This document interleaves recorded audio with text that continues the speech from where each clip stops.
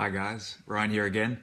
I hope you're having a great week, enjoying watching the Olympics if you are. I know I certainly am. An amazing win by the Opals this morning, a heartstopper, so it's great stuff.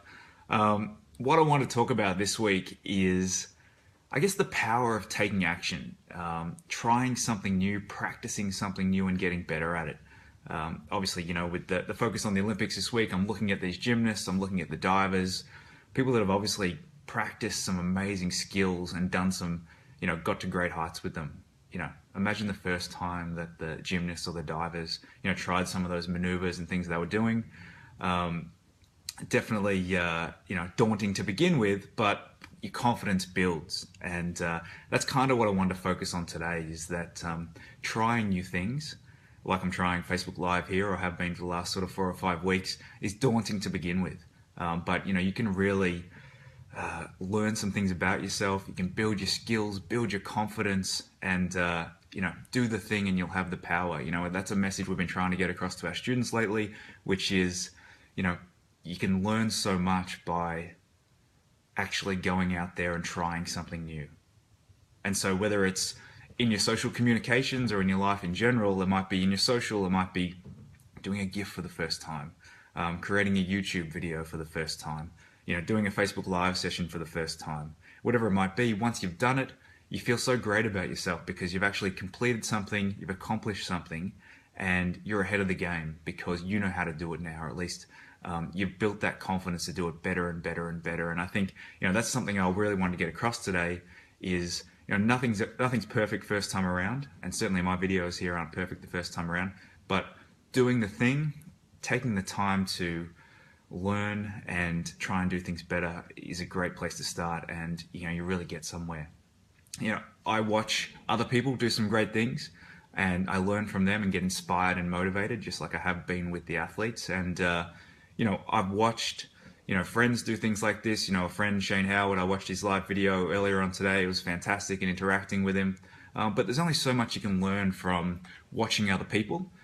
Sometimes you just have to give it a go, and I find that's the best way to learn things. And once you've done it, obviously that confidence just builds. So what is it that you could try, that you've been wanting to try?